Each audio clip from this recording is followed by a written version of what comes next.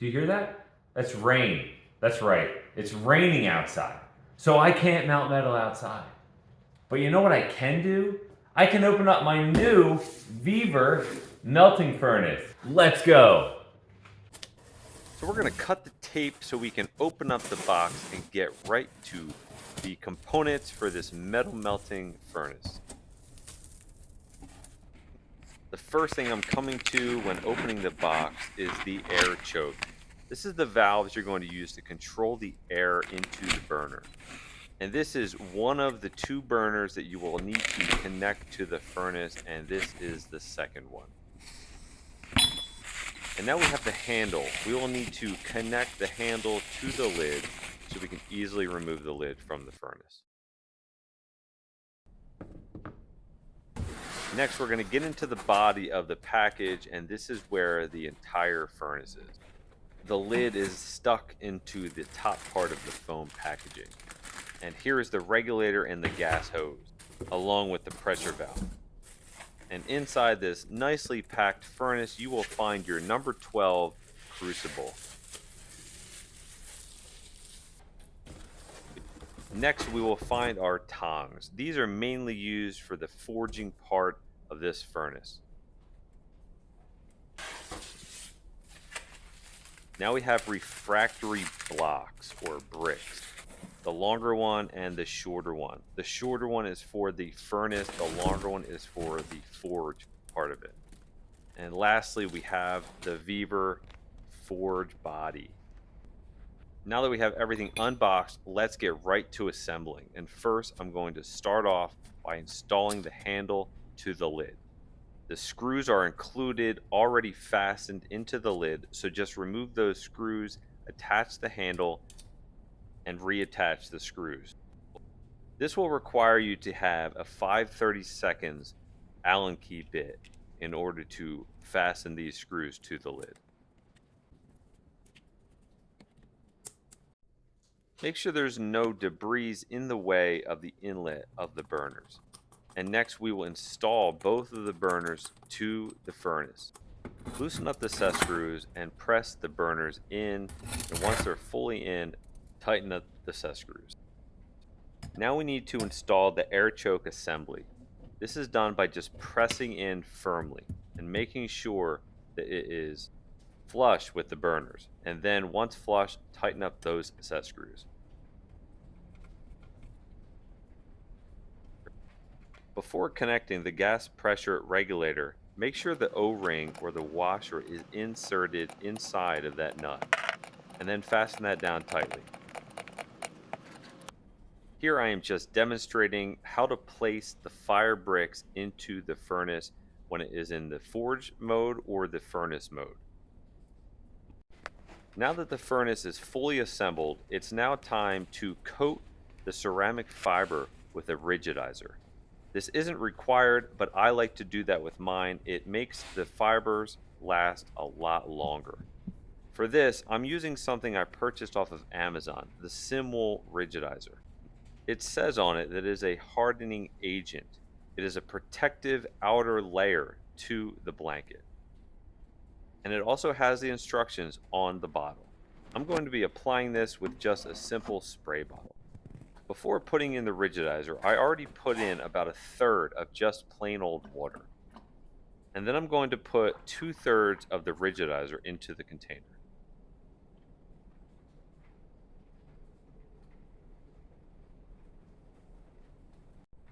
Now that that's complete, I'm just going to mix it up and spray it on top of the fibers and let it dry for at least 24 hours.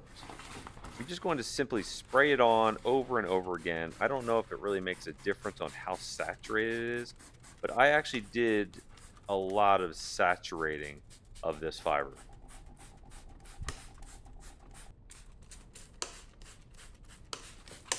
All right, guys, the rigidizer has been fully applied to the lid and the furnace.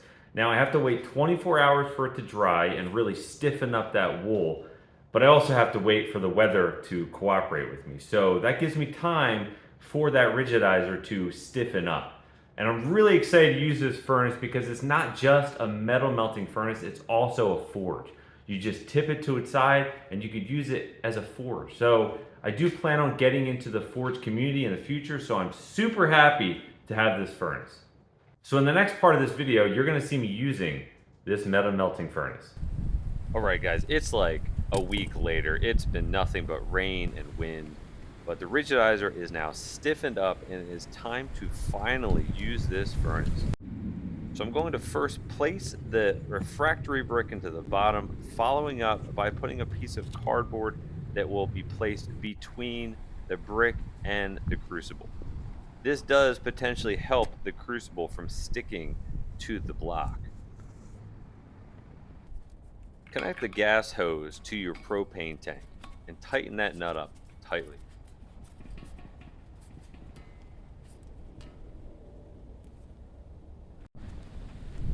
I like to adjust the fuel by using the two levers on the burners.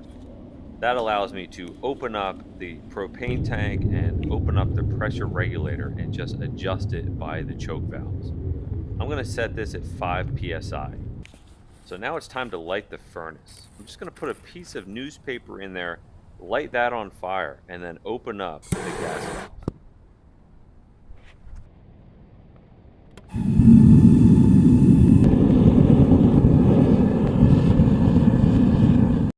Because this is a brand new crucible, I'm not going to fire this up very fast. I'm going to heat it up very slowly to get rid of any of the moisture.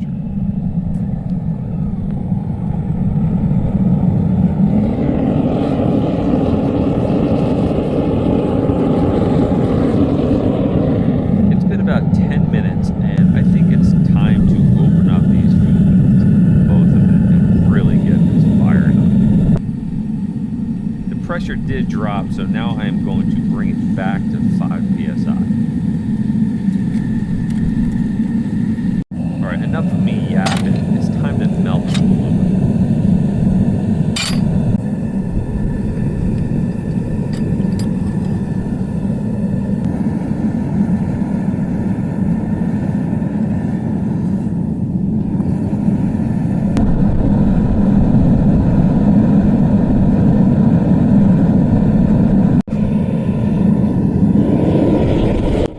At this point, I'm realizing it is already extremely hot. The top of the crucible is already red.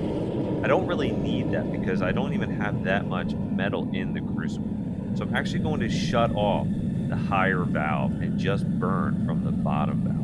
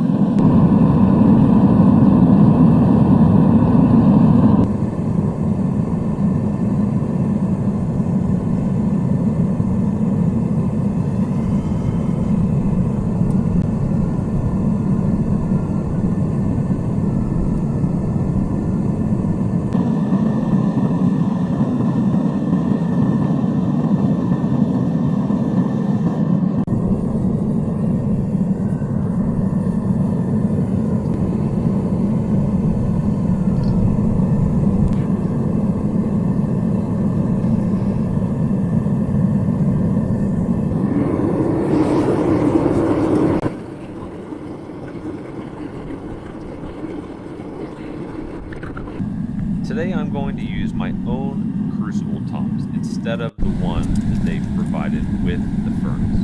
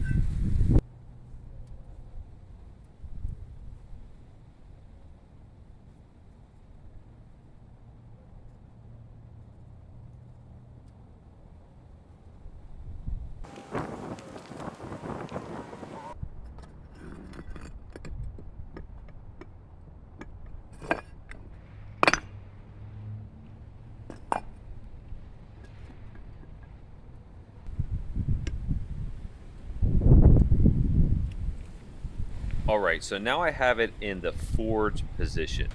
I'm not going to do any forging, but I'm going to show you how well this heats up your steel. So I'm going to place the refractory brick inside like I'm supposed to and start it up using the same thing, a newspaper, before turning on the gas. And I'm only putting the lid on it because it is extremely windy and it kept blowing out my flames. Under normal circumstances, you shouldn't have to put the lid on and you will be able to utilize it just as you see here.